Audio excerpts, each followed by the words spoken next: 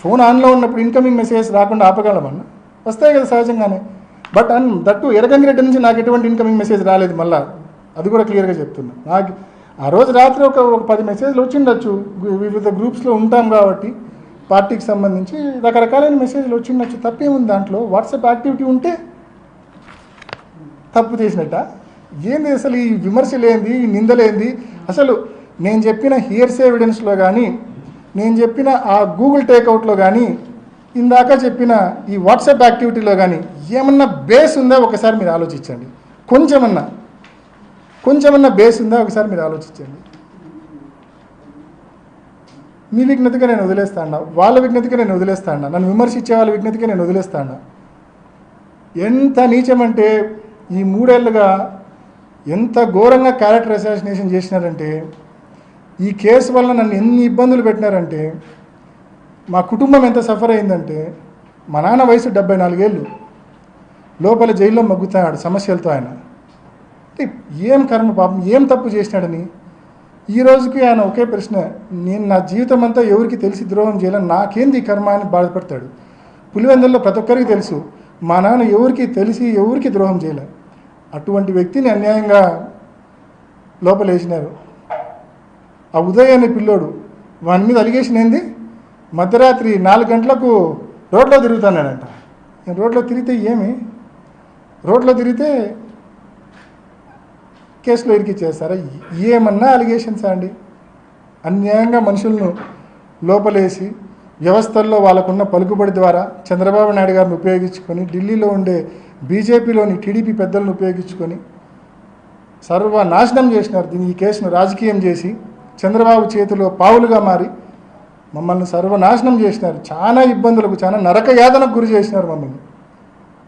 అయినా I still సే, ఇంత అనుభవించిన తర్వాత కూడా, ఏ తప్పు లేకుండా ఇంత అనుభవించిన తర్వాత కూడా చెప్తున్నా, ఎవడో అంటాడు యాంటిసిపేటరీ బెయిల్ వస్తే నాకు పెద్ద రిలీఫ్ అని. ఏందా రిలీఫ్? నేను ఏమైనా చేసింటే కదా నాకు రిలీఫ్. నేను నరకం అనుభవిస్తాను. నాకు అది రిలీఫ్ ఎట్లయితుంది? నాకు సంబంధమే లేదు ఆ కేసుతో. యాంటిసిపేటరీ బెయిల్ వస్తే అది రిలీఫ్ వచ్చినట్టంట. ఈ నోటికి వచ్చింది మాట్లాడతారు. సాక్ష్యాలు తారుమారయ్యాయనేది నిర్ధారిస్తుంది సిబిఐ. మీరు వెళ్ళే సమయానికి 9 మంది అక్కడ ఉన్నారని మీరు చెప్తున్నారు. 9 మందిలో ఎవరు కూడా లోపలికి వెళ్ళనివ్వట్లేదు, తలుపులు వేసేసి చేశారు. మీరు వెళ్ళిన తర్వాత ఈ సాక్ష్యాలు తారుమారు ప్రక్రియ జరిగింది అంటున్నారు. ఆ 9 మందిలో ఎవరైనా చేసిండారని లేదు. Let me be very clear to answer. మనము 6:30కి పోయినాం. ఇందాక నేను చెప్పినట్టు 6:30కి పోయినాం. 7:10 వరకు వాళ్ళ సిబిఐ రికార్డు ప్రకారం కూడా 7:10 వరకు ఎర్రగంగిరెడ్డి, శంకరయ్య సిఐ వీళ్ళందరూ వచ్చే వరకు కూడా that scene of crime was intact. పోలీసులకు ఎవరు ఇన్ఫార్మ్ చేసింది? నేను. వాళ్ళు కాదు ఇన్ఫార్మ్ చేసింది. మర్డర్ అని తెలిసి, లెటర్ ఉందని తెలిసి, ఆయన డెత్ నోట్ ఉందని తెలిసి వాళ్ళు కాదు ఇన్ఫార్మ్ చేసింది. వాళ్ళ డ్యూటీ, వాళ్ళ రెస్పాన్సిబిలిటీ వాళ్ళు నిర్వర్తించలేదు. సునీతక్క, రాజశేఖర్ అండ్ శివప్రకాష్ వాళ్ళు ఇన్ఫార్మ్ చేయలేదు. 7:10కు గంగిరెడ్డి వచ్చిన తర్వాత ఈ తతంగం జరిగిందనేది సిబిఐ కేసులో కూడా ఉండేది. నా ప్రశ్న ఏంటంటే, అవినాష్ రెడ్డికి అటువంటి తప్పుడు ఉద్దేశాలు ఉంటే అవినాష్ రెడ్డి పోయింది 6:30కి. 7:10 వరకు ఏం చేస్తాడబ్బా అవినాష్ రెడ్డి అక్కడ? అంటే నేను పోయినప్పుడు it was very simple atmosphere. లోపల 5 మంది, లోపల బయట 4, 9 మంది. 7:10కి కొన్ని 100 మంది ఉన్నారు కదా. అసలు గంగిరెడ్డికి ఫోన్ చేసిందే శివప్రకాష్ రెడ్డి కదా. అసలు గంగిరెడ్డి రాకుంటే అది ఉండేదే కాదేమో, అసలు స్క్రీనింగే జరిగిండేది కాదేమో బహుశా. So simple.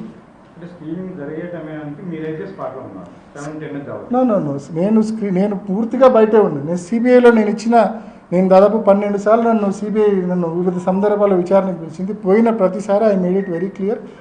చివరిలో డెడ్ బాడీని బయటికి తెచ్చేటప్పుడు మాత్రం నేను లోపలికి వెళ్ళాను. నేను అక్కడ చెప్పింది ఇక్కడ మీకు చెప్తా ఉండేది అది. వాళ్ళు అడిగే ఉద్దేశం వచ్చిందంటే, ఒక సిట్టింగ్ ఎంపీగా ఉన్నారు మీరు అప్పటికి, మీకు అంతా తెలుసు. అక్కడ అది మర్డర్ అనే నిర్ధారణ కూడా మీరు అప్పటికి వచ్చారు. మరి దాన్ని ఆ సీన్ ఎట్లా ప్రొటెక్ట్ చేయాలి ఏంటి? అందులో మీరు చెప్తే కాదని వాళ్ళు లేరు, చెప్తాను. Erra Gangi Reddy how close he is to వివేకం పెదనాన్న అనేది నేను చెప్పాల్సిన పని. అంటే మేమందరికంటే కూడా Erra Gangi Reddy is quiet close to వివేకం పెదనాన్న. రెండోది నేను చెప్పాలనుకుంది ఏంటంటే, ఈ హార్ట్ అటాక్ థియరీ గురించి మీరు ఇండైరెక్ట్గా నన్ను అడుగుతున్నారు. నేను చెప్పాలనుకుంది ఏంటంటే, అది మా స్టేట్మెంట్, హార్ట్ అటాక్ థియరీ మా దగ్గర నుంచి రాలేదండి పొరపాటున కూడా. ఇన్ఫ్యాక్ట్ సునీతక్క సిబిఐ చాలా మందితో తప్పుడు సాక్ష్యాలు చెప్పడానికి ట్రై చేసినారు.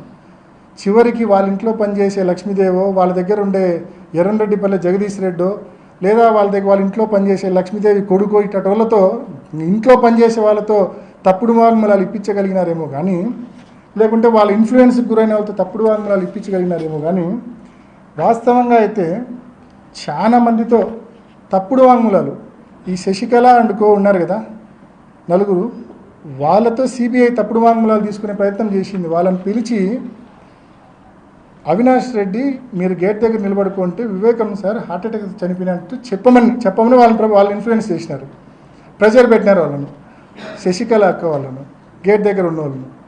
బట్ ఆయన మాకు అట్లా చెప్పలే, మేము చెప్పము అని. ఇంకొక వ్యక్తి గేట్ దగ్గర హిమకుంట్ల వాసి, నేను సిబిఐలో పేరు కూడా చెప్పిన, ఆ వ్యక్తి గేట్ దగ్గర కొంచెం గట్టిగా మాట్లాడి లోపల పోతాడు. నేను ఆ వ్యక్తి పేరు కూడా సిబిఐలో చెప్పిన. ఆ వ్యక్తి ఇంటికి సునీతక్క రాజశేఖర్ 2 సార్లు పోయినారు. అన్న నువ్వు మా నాన్నకు బాగా, హిమకుంట్ల గ్రామవాసి, అన్న నువ్వు మా నాన్నకు మంచి శిష్యుడివి, నువ్వు మా నాన్న ఈ రకంగా చనిపోయినాడు, నువ్వు సిబిఐ దగ్గర వాంగ్మూలం ఇవ్వాలన్నా అన్నారు. లేదమ్మా నేను ఉన్నట్టు చెప్పమంటే ఎక్కడైనా చెప్తామ్మా, మేము చెప్పినట్టు చెప్పాలా ఆయన మీద ప్రభావితం. ఏంది అంటే అవినాష్ నీకు గుండెపోటు అని చెప్పినాడని చెప్పాలన్నా నువ్వు అని. ఎందుకు ఇంత తాపత్రయం అవినాష్ మీద ఈ కేసు గుండెపోటుని తోయడానికి? మీకు కావచ్చు, చంద్రబాబు నాయుడు గారికి కావచ్చు, ఏమంత తాపత్రయము?